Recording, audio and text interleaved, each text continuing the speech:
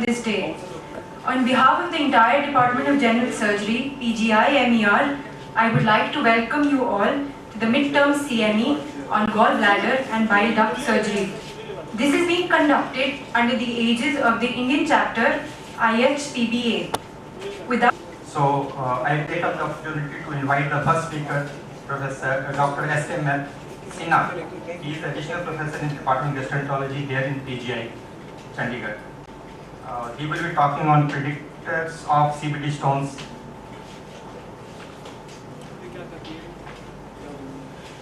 Dr. Sinha, please.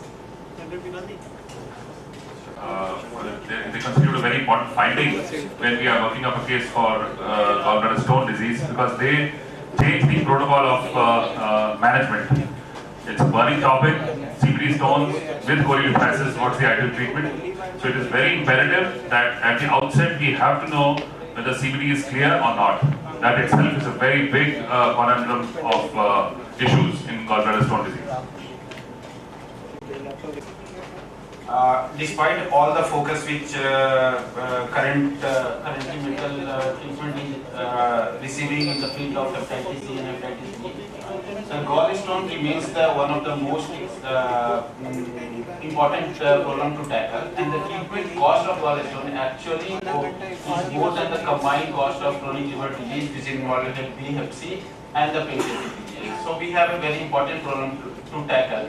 And what happens that whenever we are tackling gallstone, one of the most important issues comes into consideration is the complicating CBD stone. If we see point prevalence, then the point prevalence of bile duct stone will be around 8 to 18%. So 1 in 10% approximately will have associated CBD stone. But if you see the longitudinal studies, then this is one of the largest studies I have quoted here. So in 20 years, over 20 years period, around 20% patients will ultimately go on to develop either cholecystitis or bile duct stone, approximately 2/3, 1/3 ratio. So that is approximately, we will say the risk around 10% in longitudinal studies, 10% in point prevalence study. The bile duct stones can be primary, but they are generally rare. They are said primary when there are no associated gallstones, and most of the time it is migration of the gallstone which results into the bile duct stone. The risk factors we can utilize to predict and select our patients for sending for MRCP and ERCP, and the risks for CBD stone include increasing age, female, Asian descent, weight loss, obesity, high serum lipid levels, and chronic inflammatory conditions like primary cholangitis and HIV infection and hypothyroidism. If we see, these are the 3 important scenarios where we will be concerned whether my patient is going to have CBD stone or not. One is prior to sending the patient for cholecystectomy, which can be lab or open depending on the circumstances, in the setting of acute pancreatitis, and then the gallstone patients coming with symptoms of pain abdomen and what we call symptomatic gallstone disease. Then obviously we will like to rule out this thing. CBD stone. And if we see CBD stone, the investigations are pretty good, but they are not foolproof. If we see US, which for some is gold standard, maybe a gold standard, but close, still 4% of the stones will be missed. Figures are higher for MRCP and still higher for ERCP. So minded that ERCP can miss up to 12% of stones even with the optimum technique. With the suboptimum technique, almost 20% stones can get missed. Transabdominal ultrasound is very notorious to miss CBD stone and should not be relied upon. Force-oriented, once in a while we do see. So if we want to predict CBD stone, which of our patients are going to have, the clinical history comes handy, and fever and cholangitis are strong predictors, history of jaundice or currently jaundice patient, and then history of pancreatitis. In the biochemical parameters, OT, PT, alkaline phosphatase and bilirubin, these are the prime things in consideration. Another will be GGT. If ultrasound shows dilated ducts, stone may or may not be shown. That is another point where we should suspect CBD stone.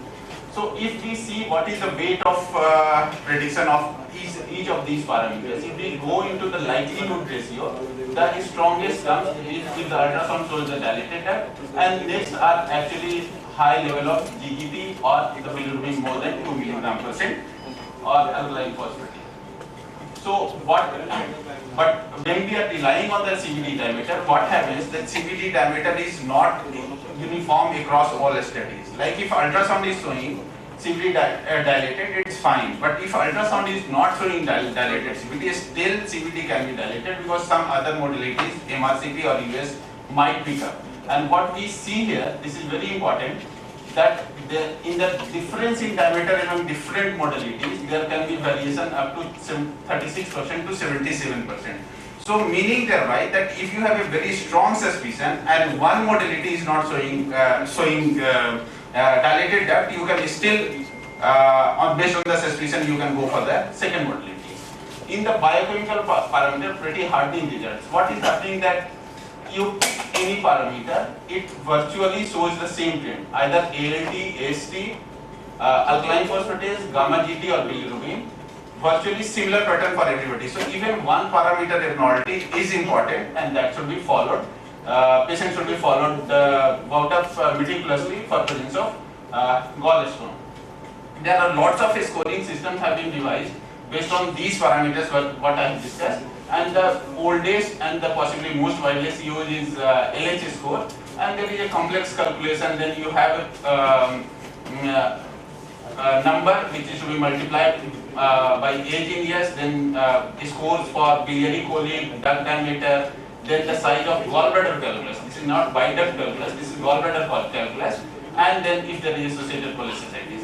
If the score is more than 3.5, then it is recommended that perioperative cholangiogram should be done to rule out CVD stone.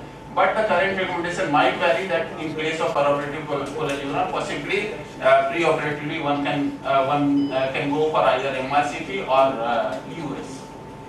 So this is one of the prospective studies where they looked into 380 patients. Less than 3.5 score, absolutely no problem. But if you see with the score more than 3.5, what is happening actually that surgeons somehow felt either reluctant or had a technical difficulty in quite a good number of patients. And quite a good number of patients in this subset where perioperative cholangiogram had a stone. So that index works fine. But recommending POC will be tricky issue as of now, and then US can be one viable option in that scenario. And what we see this score, that this has a low positive predictive value. But when we are managing the patient, we are not concerned. We are not going to diagnose based on that score the CVD stone. What we want to rule out whether my patient stone should be suspected or not. And then if the score is less than 3.5, it has a pretty good negative predictive value. So if the patient has less than 3.5 score, goes for cholecystectomy, but if the score is higher, then possibly the patient should undergo further investigation either in the form of MRCP or US. Lots of other scores came subsequently, some of them I am going to discuss. They largely depend on the same parameter, Meninges score, then Soltan score, but this particular score also used elevated amylase as one of the parameters for prediction of CVD stone. Then we have Sun score and Sarli score, and interestingly, the Sarli score also uses dyspepsia and acute cholecystitis as a predictor of CVD stone, although people will have reservations about it. So we see some of the scores like Meninges score. The beauty of this score, this is a very stretched out score. If you see the total score is 20, so this gives you better possibility to work with, and as the score increases, its specificity increases. And this score has been used in both outpatient scenario, that is when the patient is being decided for cholecystectomy, or inpatient scenario, which will be typically the scenario of associated acute pancreatitis, and has been found valid in both the scenarios. There is another score by Soltan score, which they call simple scoring, but I find it complicated, and most of the people will find it complicated because variable weightage has been given to different parameters, and the score here is maximum score is 10. So this is less stress compared to Meninges score, and here the score is 0, pretty good. Patient goes for cholecystectomy, but In between 0.5 and 3.5, there is this is the gray zone. More than 4, obviously this patient goes for either US or directly for ERCP.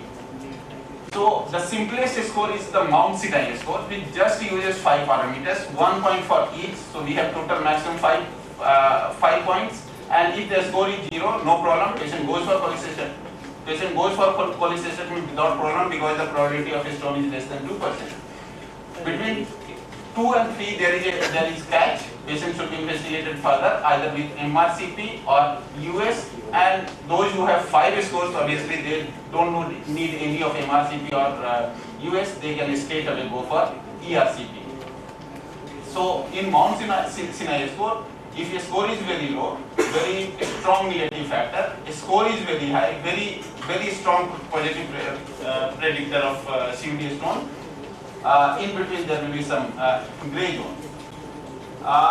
What is that even people have used some of the parameters to predict what determines the poor, what is likely to result in the poor outcome of treatment for CVD stone.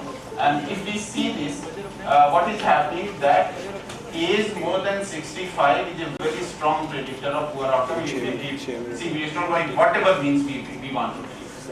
Then people have used the other scenario where we want to rule out CVD stone. We like in the biliary pancreatitis. We all know that with biliary pancreatitis, virtually 100% of the patients will have CVD stone.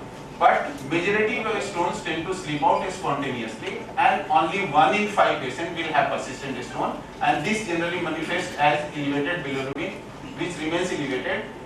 And in them, elective ERCP and elective or semi-emergency ERCP with endoscopic sphincterotomy needs to be done. If we see the persistent CVD stone is a very strong predictor for bacteremia, cholangitis, hypoxia, all the bad outcomes which we talk in the setting of acute pancreatitis. So it is very important to rule out. And what comes handy, these are the 5 scoring system by 2 authors only. And what we have that bilirubin on day 2 is important, or SAP on day 2 is very important. So it is not the absolute value, but it is the trend which is important. And what is happening depending on the trend, we have 4 categories. LFT has normalized, normal on day 1, but normal on day 2. The probability of CVD stone is just 13%. Other scenario is LFT improving, has improved by more than 40%, probability of a stone 50%. So LFT improving, but the fall is less than 50%, probability of a stone 67%, and is LFT deteriorating. So virtually these 3 subsets of patients can be, this can be subjected to ES, these 2 subsets of patients can possibly straight away subjected to ES. What works worst? Now we have moved on to the era of electronics and computer, and this comes most handy. This is artificial neural network. This network, this is basically a computer software, and this uses the same parameters which we talk of prediction of CVD stone. But this has 2 phases. One is training phase, and then one has validation phase, where you can use. You keep on entering the patient data. The system will learn that what are patients are actually diagnosed to have CVD stone, and as the system is used more and more, that will start the accuracy will start improving. So this model has been tested in multiple environments. And this has been found to be useful more than any of the predictors on scores. So most of the time surgeons and gastroenterologists differ, but not here. If we see different parameters, they actually give the same weightage. Some difference here, bilirubin slightly more weightage given by the surgeons and less by physicians, because physicians tend to see more of jaundice because of medical causes, and including the situations like Gilbert syndrome. Whereas CVD diameter is given more credence by the surgeons, which always think of obstruction, by the gastroenterologists who always think of obstruction, whereas less credence given by the surgeons, because they tend to see post-op cases of cholecystectomy, which tend to have dilated stones anyway. Then we can predict recurrent CVD stone by some of the parameters. One of the most important parameter for recurrent CVD stone is the diameter of CVD at the time of index ERCP or the surgery. The another important parameter is actually if we do quantitative cholecystography at the index time, any time actually, this becomes an important predictor which will be predictor for recurrence of a stone if this is abnormal after a sphincter ablation, that is ERCP. So just to recall, if we have very strong predictors of CVD stone, like ultrasound showing dilated ducts, or there is history of cholangitis or bilirubin more than 4, virtually certain this patient has CVD stone and should be subjected to ERCP. Similarly, the patients with dilated duct and bilirubin between 1.8 to 4, also a strong criteria, this will go to ERCP directly. Whereas moderate, like any abnormality of the biochemical test is more than 45 and then clinically gallstone pancreatitis, these patients have moderate possibility and they can be investigated further either in the form of MRCP or ERCP, MRCP or US, and depending on the finding of MRCP or US, they can be subjected to, decisions can be taken further. Thank you. Thank you, Dr. Sinha. Friends, it's my great pleasure to introduce Dr. Avinash Super. He is a good friend. He was the past president of ISPB Indian chapter. At present, he is dean at KM Hospital, professor and head Department of GI Surgery at KM Hospital, and he is going to speak on management of asymptomatic stones. Symptomatic stones is always a topic where everybody has, but I'm sure now there are a lot of work has been done and a lot of guidelines, so we will try to review them. The main dilemma is whether to treat or not to treat. Actually, in 1904, Mayo said there is no innocent gallstone, so he said that every stone is infected, because that time there was no ultrasound. However, in last say 30 years, with lot of ultrasound available and diagnostic ultrasound in wide range of abdominal complaints, people have started doing sonography so widely, and something called as routine checkups. And also the fact that laparoscopic cholecystectomy became so widely performed, suddenly this topic came in much more into the discussion that should we really see all the or treat all the patients of asymptomatic stones which come to us. So what are asymptomatic stones? By definition, gallstones that cause no gallstone related symptoms or complications and are diagnosed during routine ultrasound for other abdominal conditions they are called as asymptomatic stones. So that means there are no gallstone related symptoms or any complications.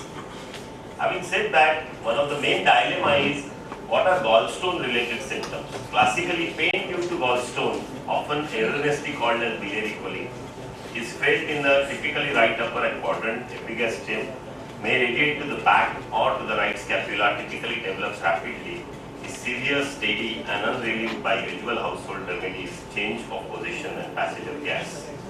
Many other symptoms like dyspepsia or awake pain may not be considered as directly gallstone related. Of course, complications are very well known like acute cholecystitis, cholangitis and pancreatitis, and of course in our country where there is a high incidence of gallbladder cancer, we have to also think about these could be there. Now what is the scope of asymptomatic gallstone? Now this is always a question where the figures of Indian figures are not there. I mean, most of the time we are trying to believe on the Western figures. Now as the previous speaker said, asymptomatic gallstones range from 5 to 15%.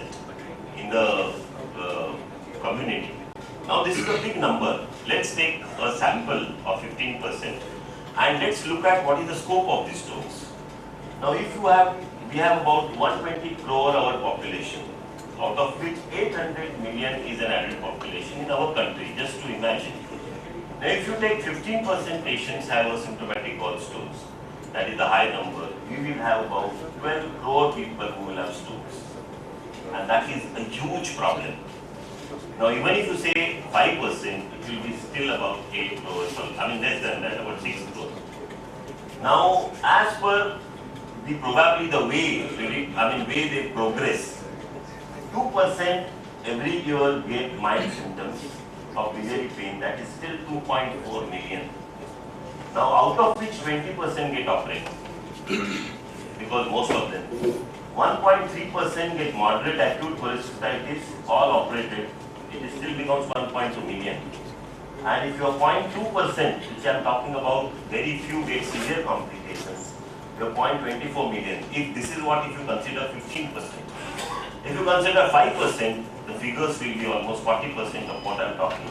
But it is still a huge number. It's almost about 2 million people will get operated. Even if you say 5%, it is about 6 lakh people get operated for various purposes all over the country. And this is what is a huge number we deal with, especially when we talk about stones. Now, out of say 0.81 million deaths in our country which occur, the next year the figure go on different because these are the kind of patients which will really come. Now, having said that, the figures of asymptomatic stone differ, as US, UK, Italy and Scandinavian nations are between 10 to 20%.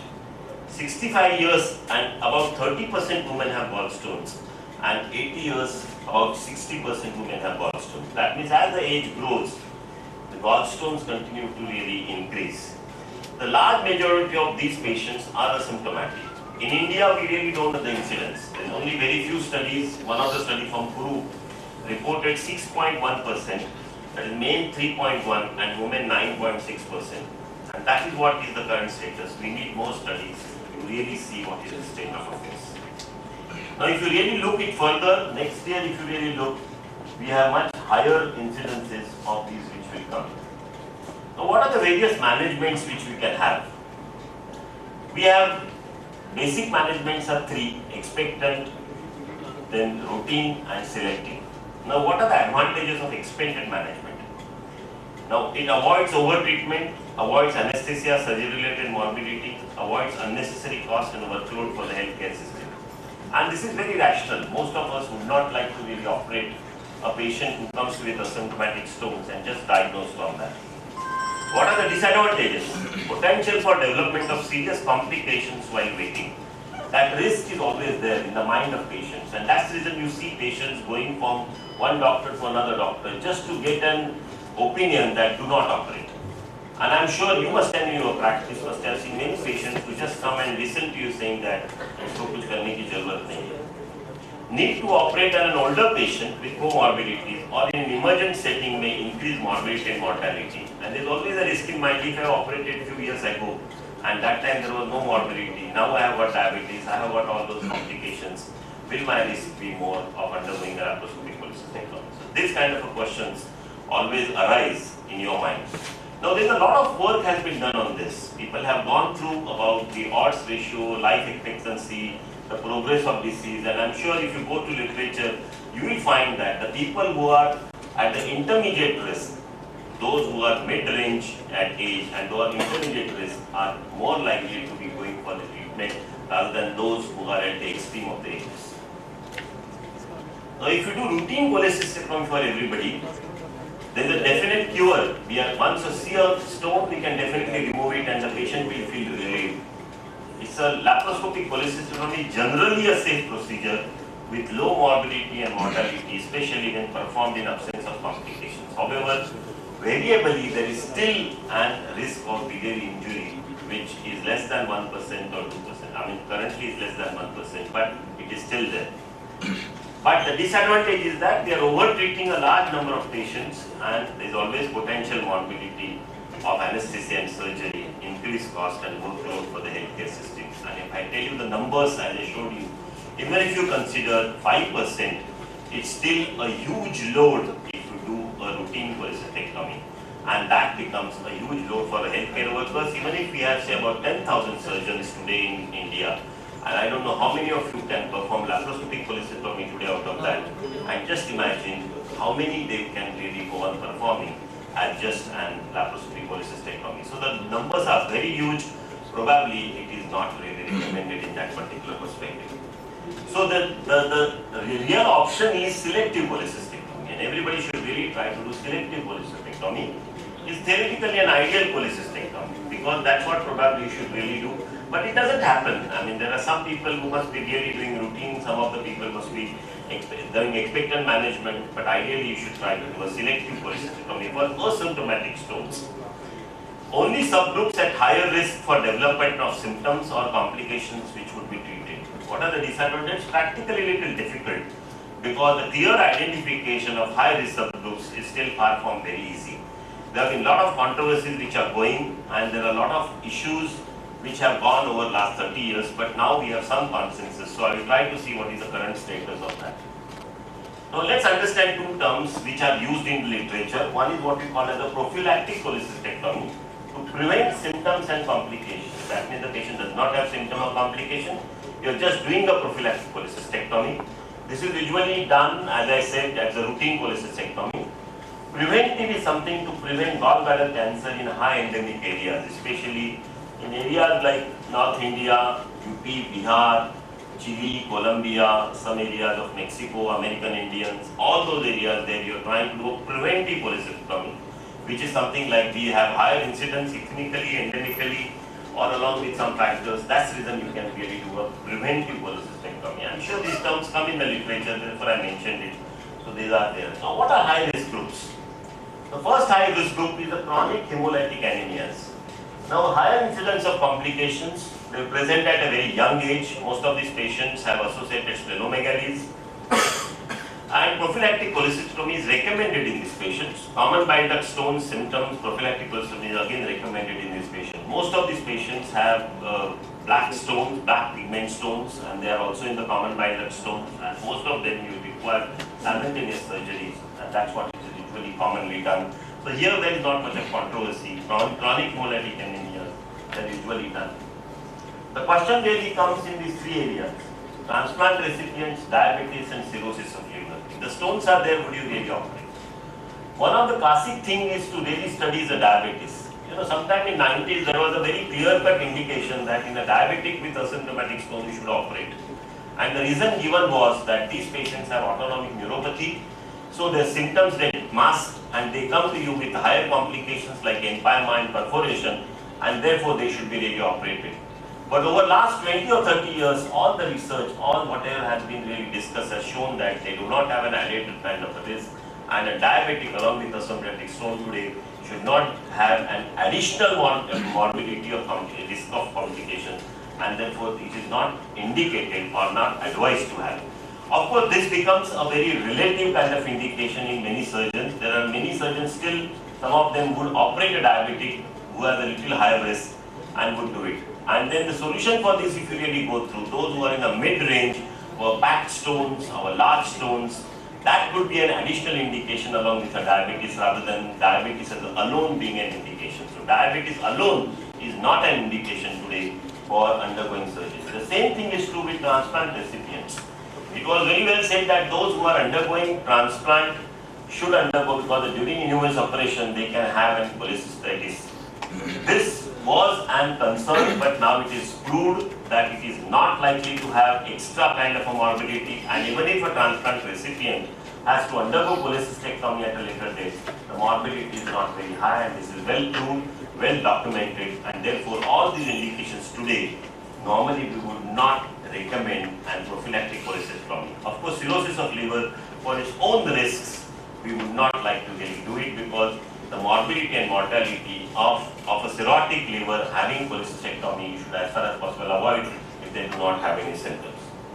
Having said clearly, let's come to the hot area like gallbladder cancer.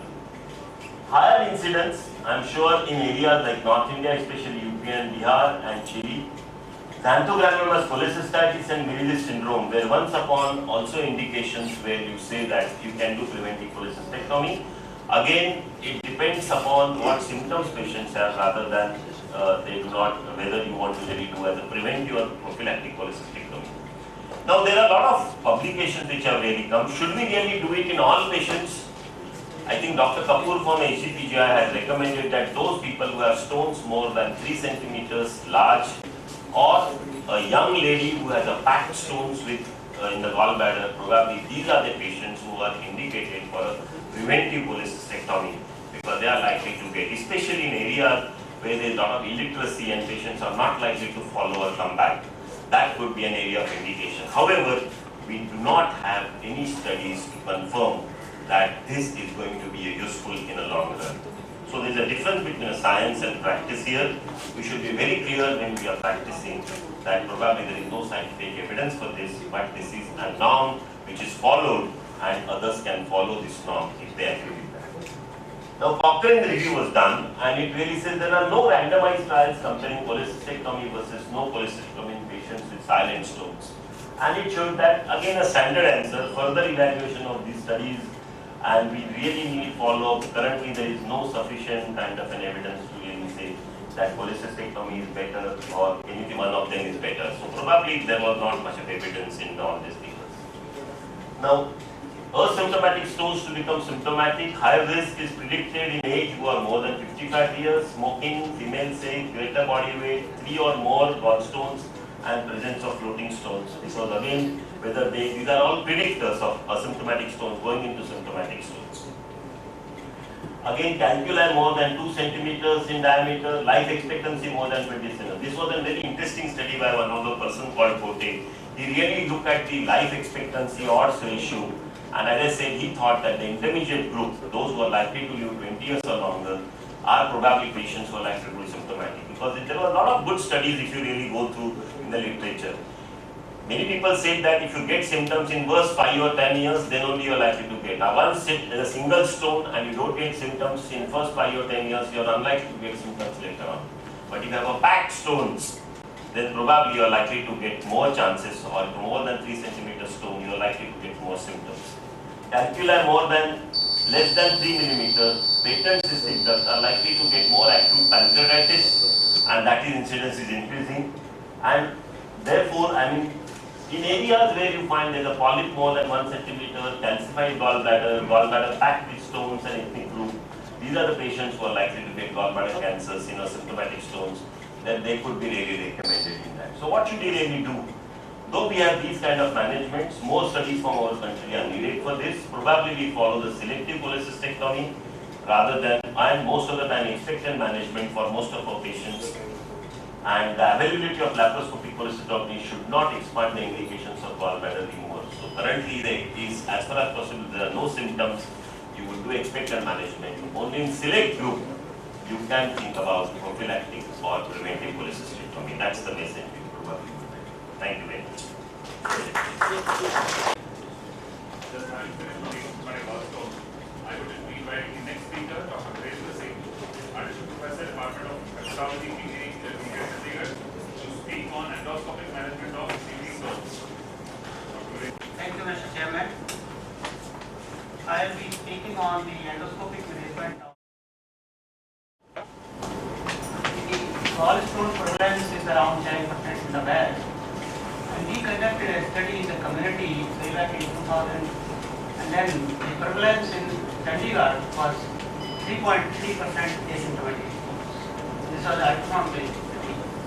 And 10 to 50% cause symptoms within 10 to 20 years, and 10 to 18% of patients post-cholecystectomy have common bilateral stone. ERCP with the endoscopic sterotomy and the basket or balloon extraction is successful in about 85 to 95% of all these stones.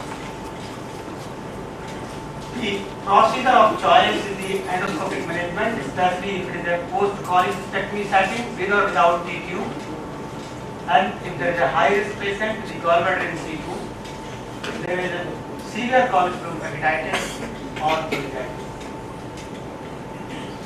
The mainstay of endoscopic treatment is the endoscopic sterotomy.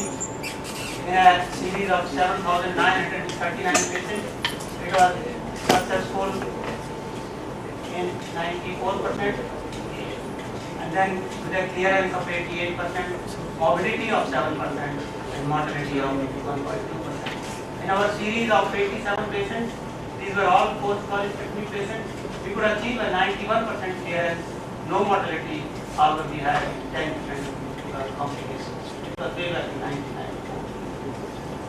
This is a patient with a T-tube, and you can see very large stone at the lower end. We did a sterotomy, and then here to CBT, you can see the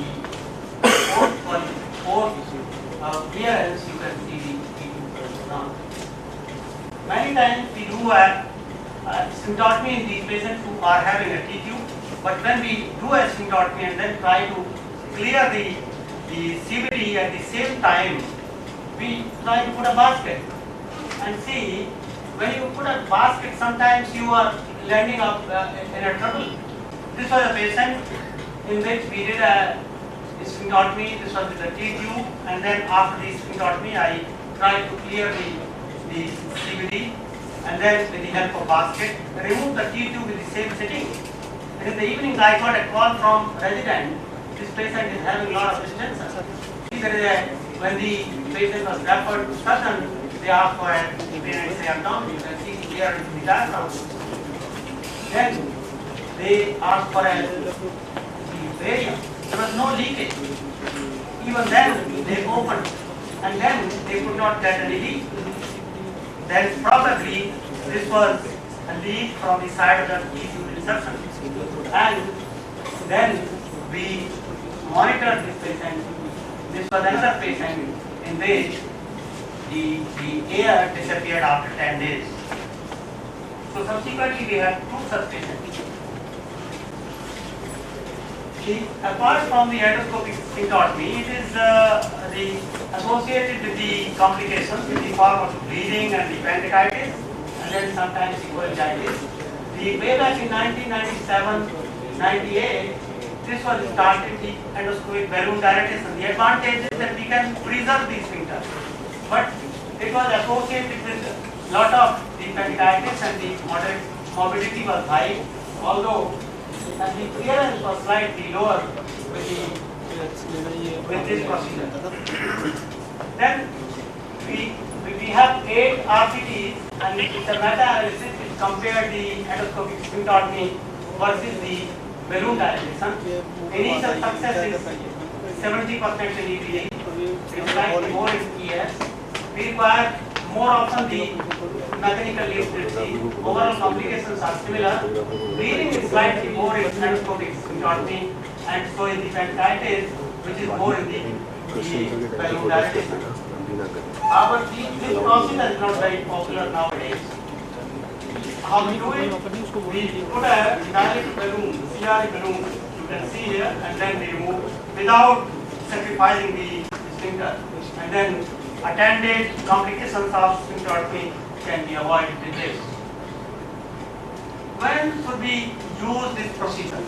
Especially if there is a coagulopathy, when we have a patient with child score C and then with the cirrhosis, coagulopathy, platelets are low, and the INR is less than 50%. In such a study, when they performed the endoscopic sphincterotomy, there were bleeding in 5 out of 14 patients, and there were 3 deaths. So this is a major problem in these patients when we do endoscopic sphincterotomy. And then, especially the difficult anatomy, the Billock anatomy, we should perform the balloon dilatation. If there are large CVD stones, when do we call the large CVD stones? If it is more than 15 millimeter, because when we do a sphincterotomy, usually we are not able to extend it beyond 15 mm. So when this is more than that, we call it the large CVD stone. Or large CVD stone can be called if it is a difficult stone, even if it is less than 15 millimeter. If it is proximal to a stricture, or if it is impacted, or if it is intra-hepatic stone, or if there is a very pre-diabetic in that situation, we cannot extend the sphincterotomy. And these are the difficult patients regarding the management. We have to use the mechanical lithotripsy or intraductal shock wave lithotripsy. It can be ESL, or it can be laser lithotripsy, or we can use the ESWL, or we can use the resolution of these stones by MTBE or the monoarachnoid. However, this is obsolete nowadays. Then we can use the placement of these stents as a long-term management. The mechanical lithotripsy, it can be a Sohindra type, which is an emergency restrictor, especially used in the impacted basket or through the scope.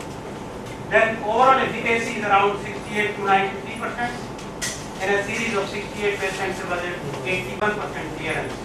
In a multi-centric trial, there was 95% clearance in these patients.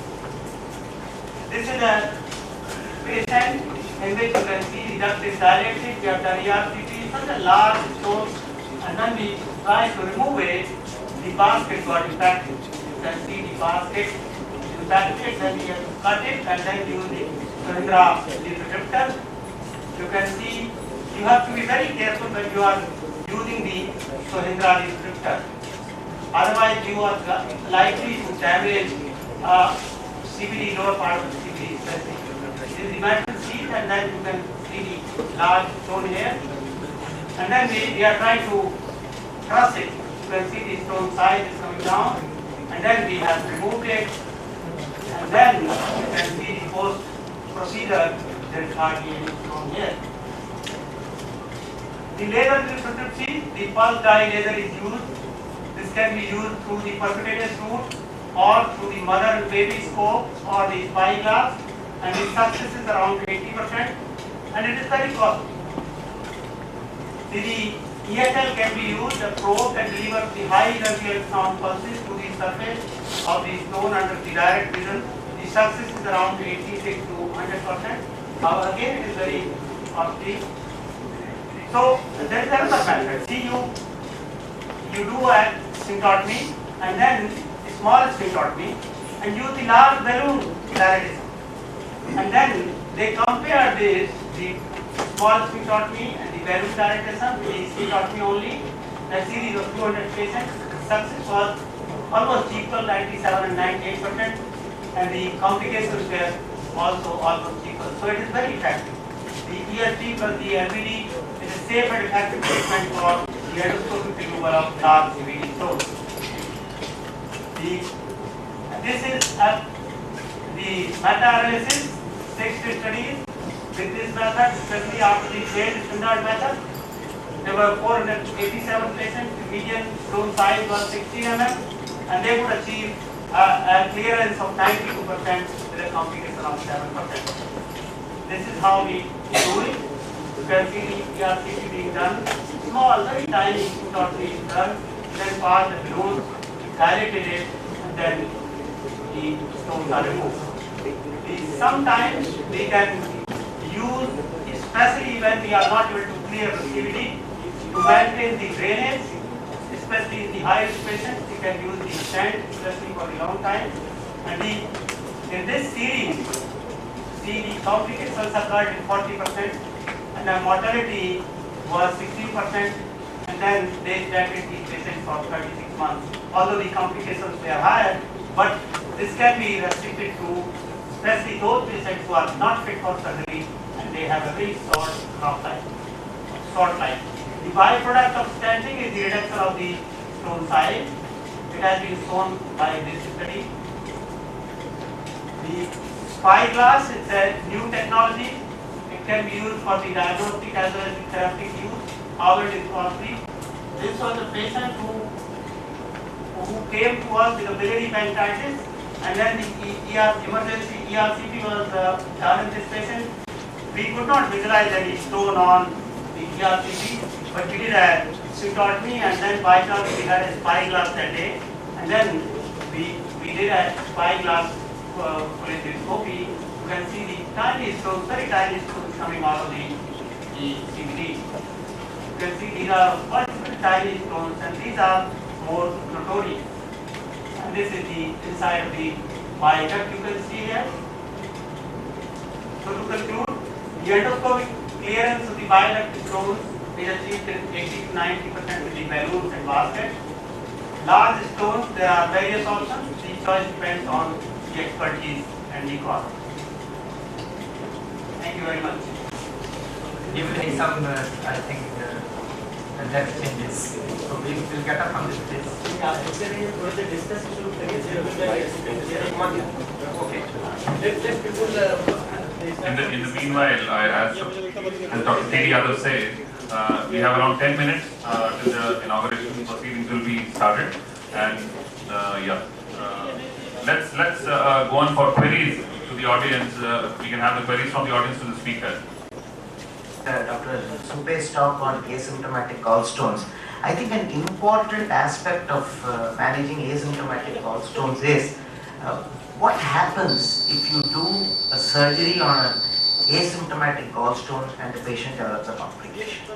The legal system will work from the indication. So if you develop a bile duct injury in a patient with asymptomatic gallstones, they will go back to the asymptomatic gallstones as the first point of whether you are right or wrong. And as Dr. Supe has shown, most of the times we would be wrong in operating on asymptomatic gallstones. So be very careful. And this is something that, because I'm sure that we have a lot of surgeons here who operate on the bile duct, including PGI, which has got a huge experience in bile duct injuries, and you will all realize that we have seen many patients with asymptomatic gallstones who have had bile duct injuries, and I can assure you that there the indication becomes a very important thing on the outcome of the medical legal aspect of the patient. And I think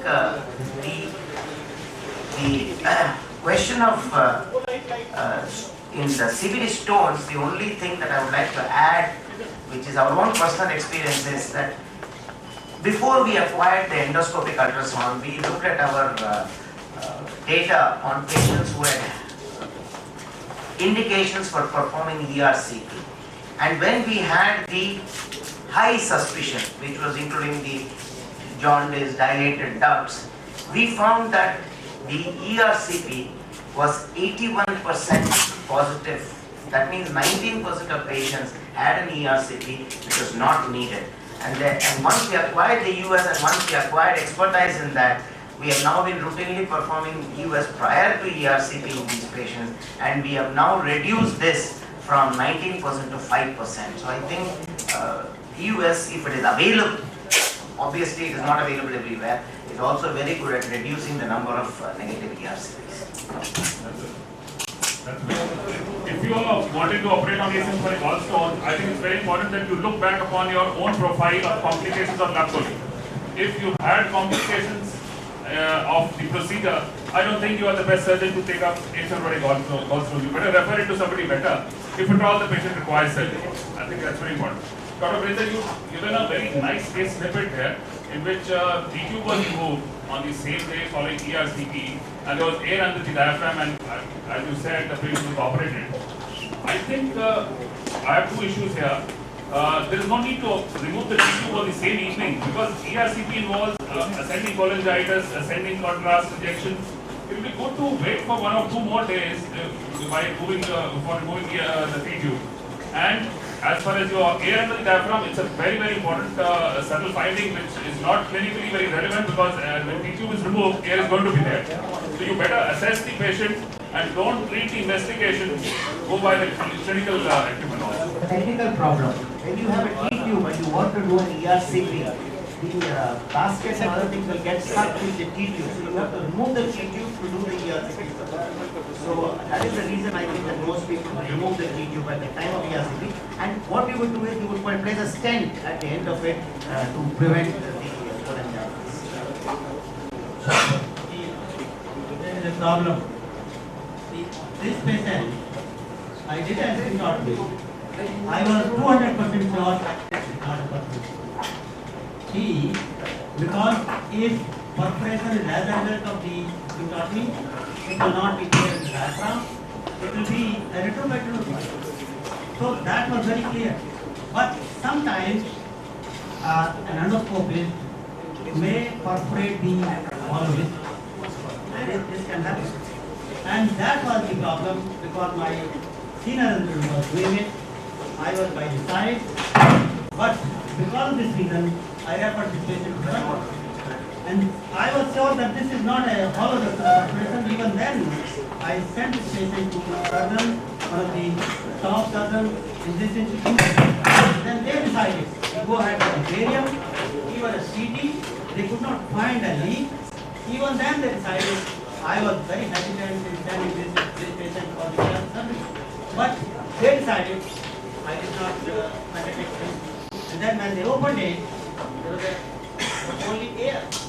So, but with this patient, We learned it in the second one. After about 2 months again, a similar thing happened. This time again I sent the patient to surgeon.